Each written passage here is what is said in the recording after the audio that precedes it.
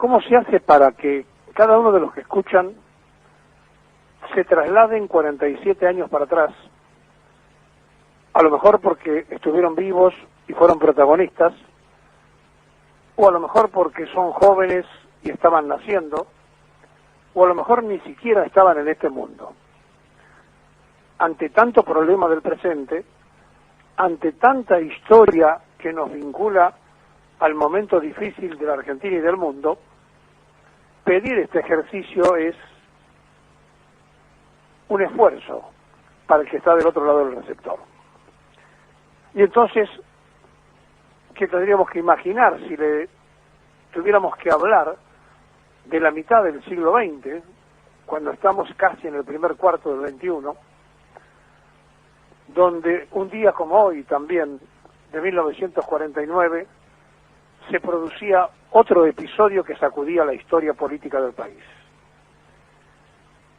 Y que quiero contarles a ustedes que ni siquiera este periodista había nacido cuando se construía en el nacimiento de una persona el futuro proyecto de un partido político más que centenario, porque nacía Leandro Nicéforo Alem, hijo de un mazorquero de Rosas, también un día como hoy fundador de la Unión Cívica Radical.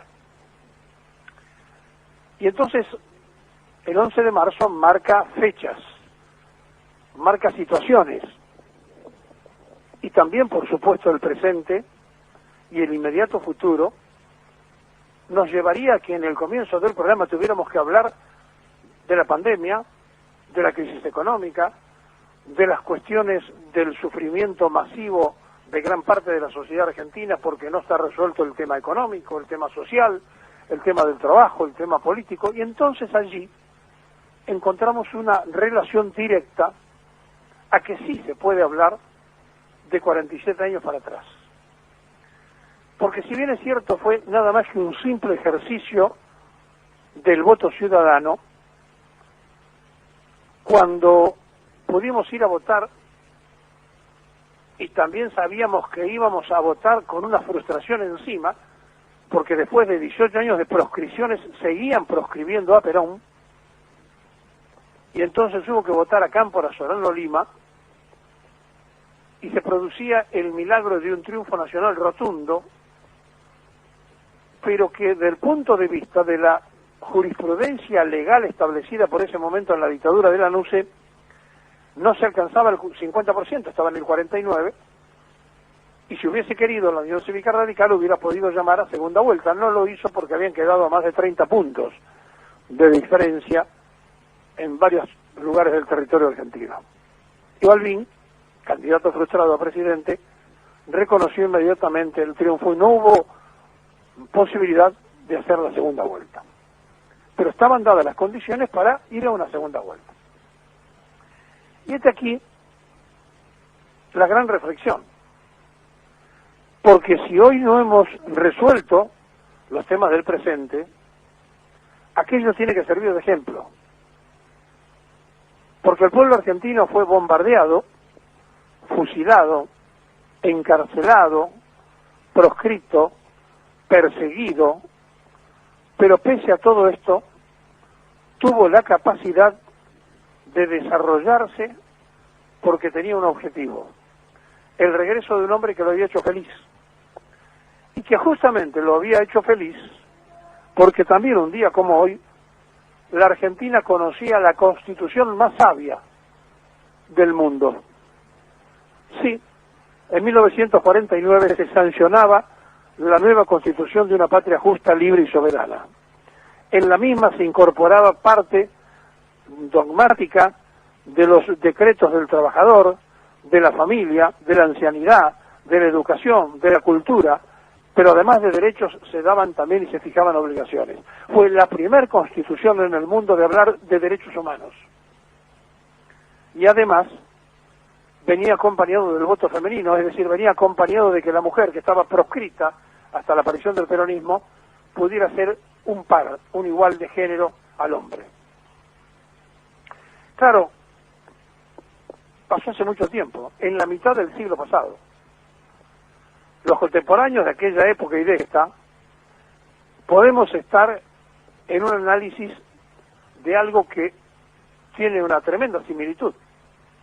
Es decir, otra vez el pueblo tiene que luchar porque el gobierno anterior nos instaló de vuelta en el preperonismo. Y entonces, cuando uno está en la búsqueda de derechos, no hay nunca que obligar, que tenemos también las obligaciones. Y como todo había que demostrarlo en la lucha constante y permanente de la batalla cultural, usaron el 94, que es el 49 al revés, para dar vuelta a la Constitución. Y con mayoría justicialista se sancionó la Constitución que hoy tenemos vigente en el Palacio San José, el Palacio de la Masonería de Entre Ríos, donde los nuestros guardaron silencio ante el absoluto pacto de Olivos y donde no se hacía mención alguna a la Constitución del 49 y sí a todas las otras, a los pactos persistentes, pero no a una Constitución que además era la única que el ciudadano había elegido porque había ido a votar por una reforma constitucional. El 11 de marzo de 1973 rompimos las proscripciones.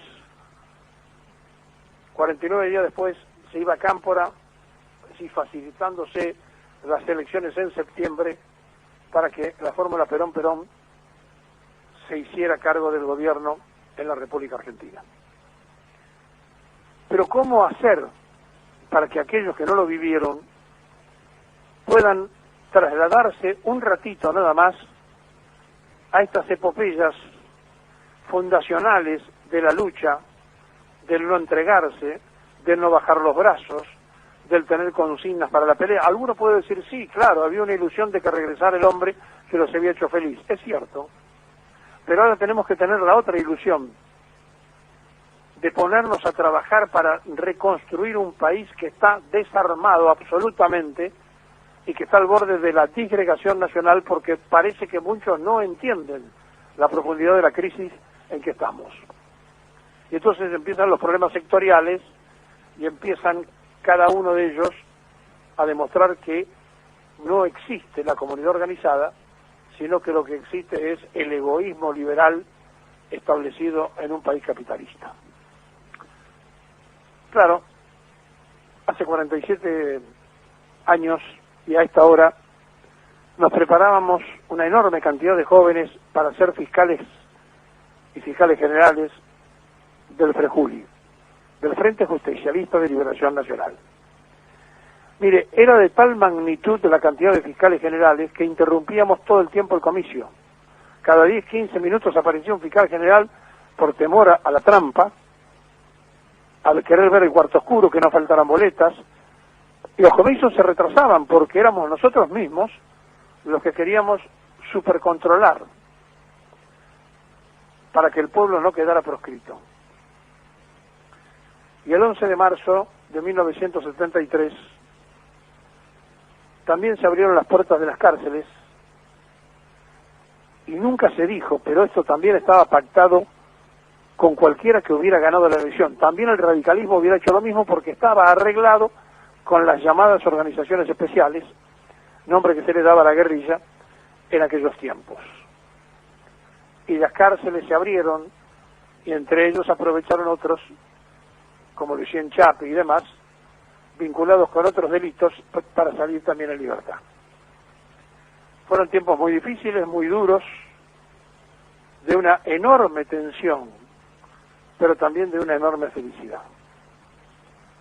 El pueblo había roto todas las trampas, a Perón le había sobrado el cuero en el año 72, había podido elegir la fórmula ya que él no podía hacer,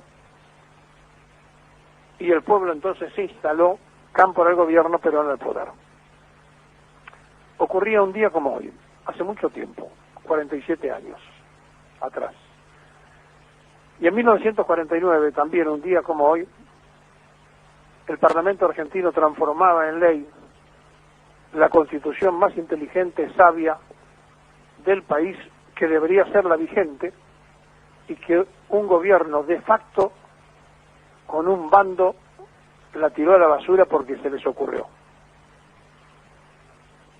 Y más atrás, metiéndonos en la propia historia del Partido Radical, también ellos, hoy, en 1842 pasaba esto, nacía Leandro Nicéforo Alem, el caudillo radical, jurisconsulto, legislador, diplomático argentino, hijo de un mazorquero de Juan Manuel de Rosas. Sé que hay otros temas. Sé que el coronavirus es el tema que preocupa. Sé que la deuda externa es el tema que preocupa.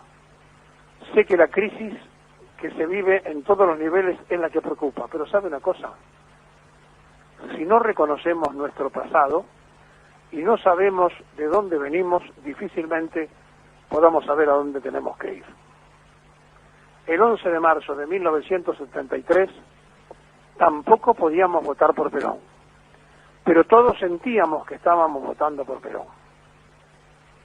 Y todos sentíamos que algo estaba cambiando en la Argentina. Y el 25 de mayo de ese año se gritaba en la Plaza de Mayo: se van y no vuelven más, con relación a los militares de la dictadura. Volvieron, golpearon a otro gobierno peronista, fueron más duros que nunca y cuyas consecuencias todavía hoy se pagan. Gran parte de la deuda externa se comenzó a generar con Martínez de Oz y la pandilla. Por eso todo tiene que ver con todo. Y por eso este programa se llama Ayer y Hoy.